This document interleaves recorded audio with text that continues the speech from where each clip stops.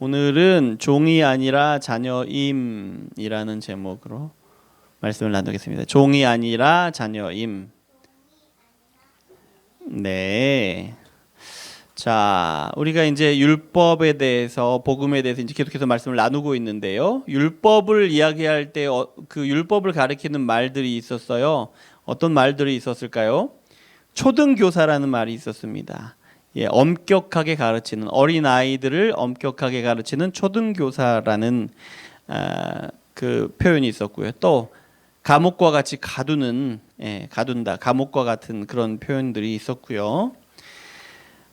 그런데 이렇게 초등교사처럼 엄격하게 가르치고 감옥처럼 가두어서, 율법이 그렇게 가두어서, 그렇게 해서 구원의 은혜를 베푸시는 예수님께로 사람들을 인도해 가는 것.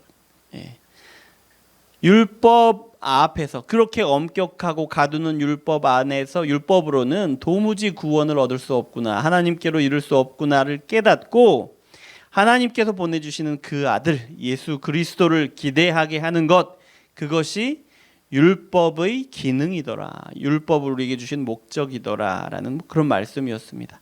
자, 오늘은 또 뭐라고 말씀하실까요? 1절부터 3절까지를 우리가 함께 읽어보도록 하겠습니다. 내가 또 말하노니 유업을 이을 자가 모든 것의 주인이나 어렸을 동안에는 종과 다름이 없어서 그 아버지가 정한 때까지 후견인과 청지기 아래에 있나니 이와 같이 우리도 어렸을 때에 이 세상의 초등학문 아래에 있어서 종노릇하였더니. 자, 오늘 말씀을 보면 예전에는 뭐 초등교사, 뭐 감옥처럼 이런 표현들을 썼다고 하면, 오늘은 어떤 표현들을 쓰냐면 후견인, 뭐 청지기 이런 말을 씁니다. 후견인은 뭐죠? 후견인, 부모님을 대신해서 돌보고 살피고 하는 분들을 후견인이라고 하죠. 청지기는 어떤 거예요? 청지기는 어떤 사람이냐면 주인이 자기 재산을 맡긴 종이에요. 맡겨둔 사람, 맡겨서 관리하게 한 사람이 청직이에요. 그러니까 후견인과 청직이라는 말을 사용하고 있는데, 이 말은 뭐냐면 아직 아들이 어렸을 때, 아직 성숙하지 않았을 때에 후견인을 세워서 아들을 돌보게 하고, 아직 아들이 성숙하지 못했을 때에 청지기를 세워서 그 재산을, 아들의 재산이죠, 아버지가 아들에게 준 그 재산을 관리하게 한다라는 거예요. 그런데 이 후견인과 청지기, 아들이 아직 어릴 때에, 성숙하지 않을 때에 세워준 후견인과 청지기가 바로 율법이라는 거예요. 그래서 그 율법은요, 아직 미성숙한 아들이 돌봄을 받고, 아직 미성숙한 아들이 제대로 관리할 수 없는 재산을 관리할 수 있도록 도와주는 그런 역할을 하죠. 율법이 그런 역할을 한다라는 거예요. 청지기가 재산을 관리해주고 후견인이 아들을 관리해주고 도와주는. 그래서 아직 성숙하지 못한 아들은 사실은 청지기가 그 관리하는 재산이 원래 누구 거예요? 사실은 그 아들 거예요. 자기 거예요. 아들의 소유지만 그 소유를 자기 것으로 온전히 누릴 수 있어요, 없어요? 마음대로 쓸 수 있어요, 없어요? 쓸 수 없어요. 아직 어릴 때는.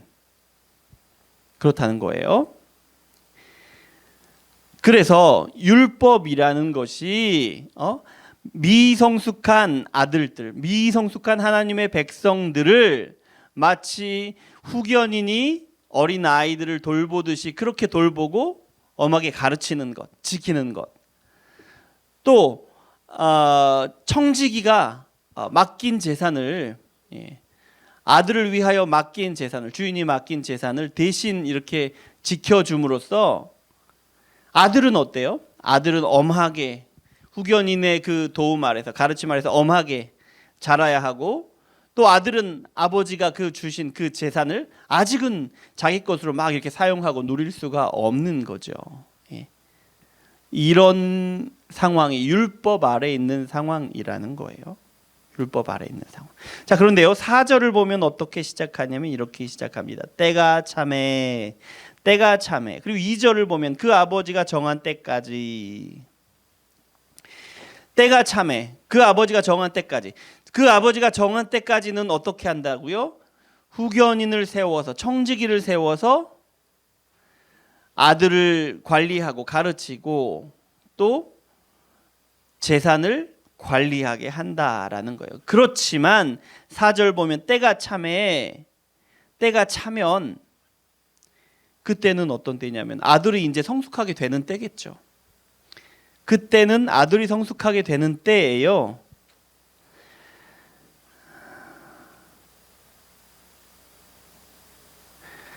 그때가 되면 그러니까 아들이 성숙하게 자라면 어떻게 됩니까? 이제는 후견인과 아들의 관계, 청지기와 아들의 관계가 완전히 달라진다는 거예요. 완전히 바뀐다는 거예요. 어떻게요? 후견인은 누구예요? 후견인인지 이제 더 이상 필요해요? 필요하지 않아요? 필요하지 않아요. 재산을 대신 관리해 줄 그 청지기가 필요합니까? 필요하지 않습니까? 필요하지 않아요. 이제 어른이 된 성숙하게 된 아들은 이제 더 이상 누구의 관리, 누구의 감시, 누구의 억압 아래에 있지 않고 아버지가 주신 그 재산을 자기 재산으로서 마음껏 누리고 사용할 수 있게 된다는 거예요. 청지기는 이제 아들에게 그걸 줘야 돼요. 아들이 자유롭게 누리고 사용할 수 있도록. 그렇다는 거죠. 그리고 오히려 청지기는 아들의 다스림을 받는 그런 관계가 되는 거죠. 이전과는 전혀 다른 관계가 되는 거예요. 자, 그때가 되면 때가 참해. 때가 찬다는 것은 그때가 된다는 거예요. 때가 참해. 때가 찬다는 것은 어떤 거냐면요. 4절을 한번 읽어보겠습니다. 4절. 그때가 찬다는 것이 어떤 것인지. 때가 참해 하나님이 그 아들을 보내사 여자에게 나게 하시고 율법 아래서 나게 하신 것은. 때가 찼는데 그 때가 찬다는 것은 어떤 때냐면 하나님이 그 아들을 보내주시는 그 때가 찬다는 거예요.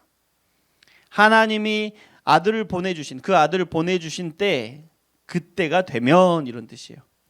그런데 그 아들을 보내주시는데 어떻게 보내주시냐, 어떻게 오시느냐, 그 아들이 여자의 아들로서 오신다는 거예요. 그 여자는 유대인이죠. 유대인 여자의 아들로 오신다는 거예요. 그리고 유대인으로 오신다는 거죠. 그리고 모든 율법을 지켜야 하는, 율법 아래에 있는 이런 뜻은 모든 율법을 지켜야 하는 유대인으로 오신다는 거예요. 그러면 오셔서 어떻게 합니까?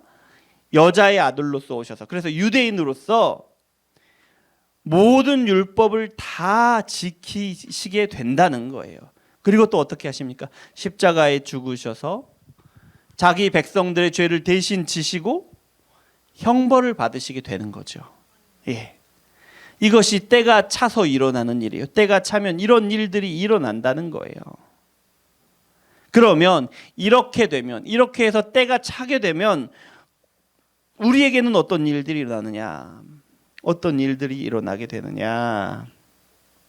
5절 한번 읽어보겠습니다. 율법 아래에 있는 자들을 속량하시고 우리로 아들의 명분을 얻게 하려 하심이라. 율법 아래에 있는 자들을 속량하신다. 속량하신다는 것은 죄에 대한 형벌을 대신 받는다는 거예요. 그래서 우리가 더 이상 그 형벌을 받을 필요가 없게 하신다는 거예요. 속량한다라는 것이 그거예요. 그런데 여기는 또 어떤 의미가 있냐면 유대인의 아들로서 오셔가지고 모든 율법을 지켜야 하는 유대인으로서 율법을 다 지키는 것도 요 안에 포함되는 거예요. 우리로서는 모든 율법을 지킬 수 없지만 예수님이 대신 지키시는 거예요. 우리로서는 우리가 지은 죄에 대한 대가를 지불할 수 없지만, 치를 수 없지만 예수님이 대신 치르시는 거예요. 이것이 속량이에요. 그렇게 하신 다음에, 그렇게 하시니까 어떤 일이 일어나느냐면 아들의 명분을 얻게 된다는 거예요. 아들의 명분. 그러면 이 아들의 명분을 이야기하는데, 아들의 명분을 얻기 전에는 어떤 상태였어요? 어떤 상태였습니까? 후견인 아래에 있는 상태였어요. 예, 율법 아래에 있는 상태였어요. 청지기의 돌봄을 받는 상태였어요. 그러니까 청지기가 아버지의 재산을 대신 관리해주는 그런 상태였어요. 그래서 아버지가 우리에게 주신 것들을 마음껏 누릴 수가 없는 그런 상태였어요. 그런데 그런데 때가 차니까 어떤 일이 일어났냐면 하나님이 아들을 보내주셔서 그 아들이 모든 율법을 다 지키게 하셨고 하나님이 그 아들을 보내주셔서 십자가에 죽게 하셨는데 백성들 우리의 모든 죄를 대신 지시고 죽게 하셨단 말이에요. 그래서 우리가 아들의 명분을 얻게 되었는데 더 이상은 후견인과 같은 율법 아래에 있지 않게 되었다는 거예요. 율법을 지키지 않아도 되게 되었고 이제는 하나님이 주신 것을 자유롭게 마음껏 누릴 수 있게 되었다라는 거예요. 그것입니다. 때가 찼을 때에 이루어지는 것, 그것이었다. 그런데요,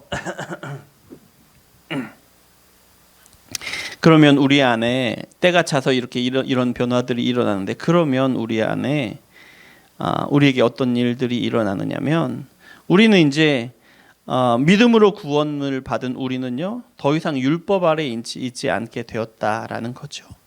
그러면 이제 우리가 어떻게 살아가느냐? 아들로서 살아간다는 거예요. 아들로서.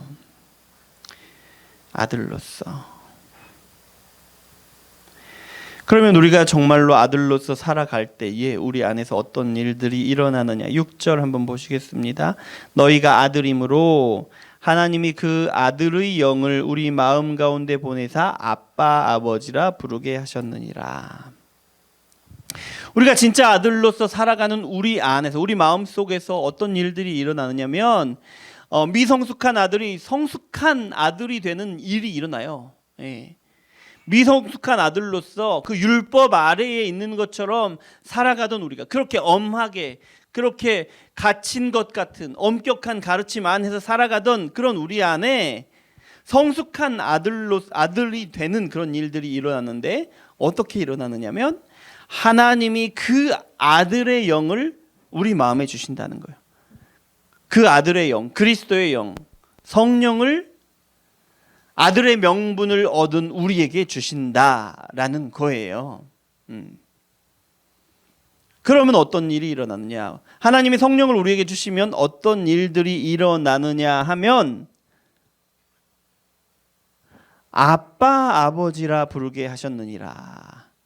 하나님이 그 아들의 영 성령을 우리에게 부어주시면 우리에게서 어떤 일들이 일어나느냐면 우리가 우리 입술을 벌려서 아빠 아버지라고 부르게 된다는 거예요. 아빠 아버지. 그러니까 하나님을 향하여 아빠 아버지라고 부른다는 거예요. 내 아버지. 하나님은 내 아버지십니다. 하나님을 내 아버지라고 부르게 되는 일이 일어나는 거예요.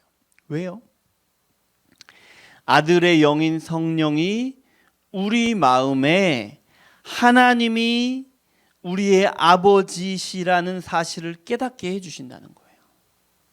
하나님이 우리의 아버지시라는 사실을 깨닫게 해주실 때에 이제는 후견인이 필요 없는 성숙한 상태가 된다는 거예요. 성숙하게 되었다는 거예요.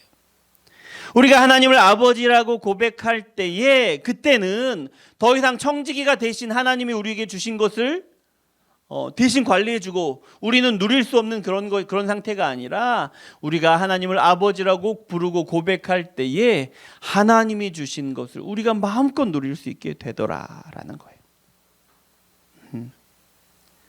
이렇게 하시는데 하나님이 아들의 영, 성령을 우리에게 주실 때에 우리가 하나님을 우리 아버지라고 부르고 하나님이 주신 것으로 정말 자유롭게 풍성하게 누리게 되더라라는 겁니다.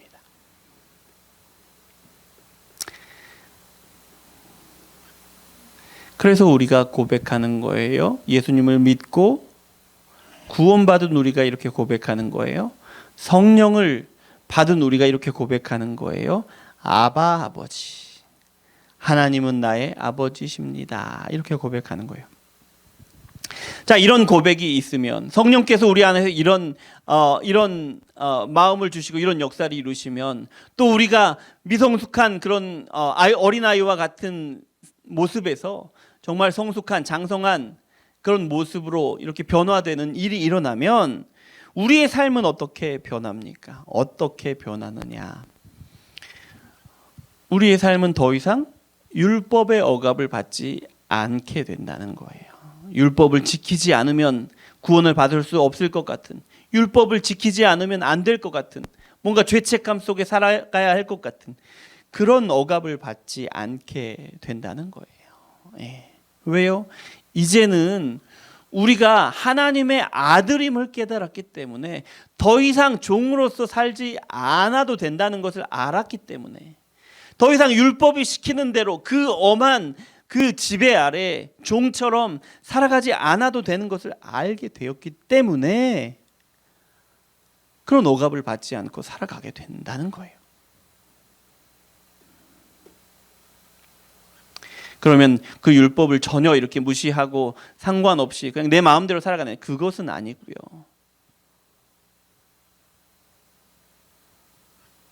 후견인 청지기, 율법이 후견인이고 청지기라고 했죠.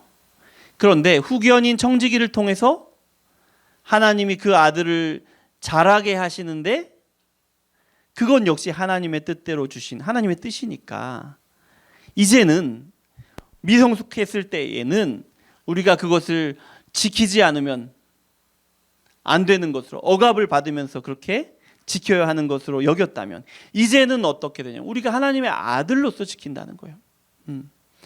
하나님의 아들로서 나를 향하신 하나님의 뜻, 나를 향하신 하나님의 계획을 지킨다는 거예요. 어떻게 해요? 자유롭게 지킨다. 기쁨으로 지킨다는 거예요. 자유롭게 기쁨으로 지킨다는 것은 그것을 어겼다 한들 그것 때문에 벌을 받지 않기 때문에 혹시나 벌을 받을까 두려워하면서 지키지 않는다는 거예요.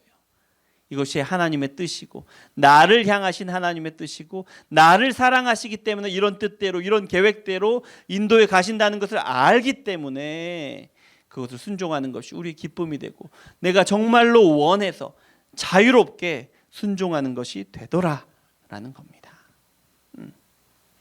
그것이 어린 아이일 때 우리와, 율법 아래에 있을 때 우리와, 예수님으로 인해서 아들의 명분을 얻은 우리가 다른 점이라는 거예요. 아시겠죠?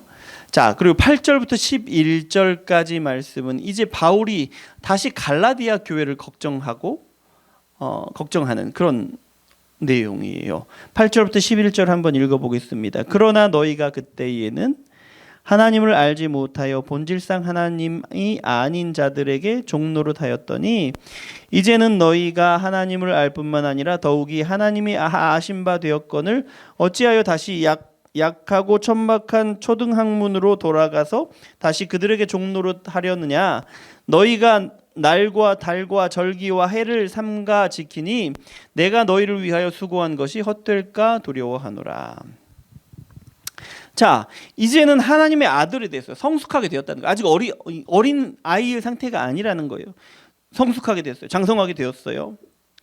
종노릇을 하다가, 율법의 종노릇을 하다가 이제 장성하게 돼서, 성숙하게 돼서 아들의 명분을 얻게 되었다는 거예요. 그런데 어떻게 다시 어린 아이로 돌아가느냐? 어떻게 초등학문으로 돌아가서 그 엄격한 것을 지켜야 하는 그 억압 아래로 다시 들어가느냐라는 거예요. 그래서는 안 된다는 거죠. 후견인이나 청지기인 율법에게 엄격하게 통제를 받으면서 사는 것은 아니라는 거죠. 아니, 이미 다 커서 대학생 다 됐는데 왜 다시 초등학교를 다니면서 초등학생들이 배우는 걸 다시 배우겠냐는 거예요. 왜 초등학생처럼 살겠느냐는 거예요. 이제 20살이면 어른처럼 살아야지. 이미 예수님을 믿어서 하나님의 명분을, 하나님의 아들의 명분을 얻었는데 어떻게 율법을 지켜야 한다고, 할례를 받아야 한다고, 그래야 진짜 하나님의 아들이 될 수 있다, 하나님의 백성이 될 수 있다라고 가르치는 가짜 교사들의 가르침을 어떻게 따를 수가 있느냐라는 얘기예요.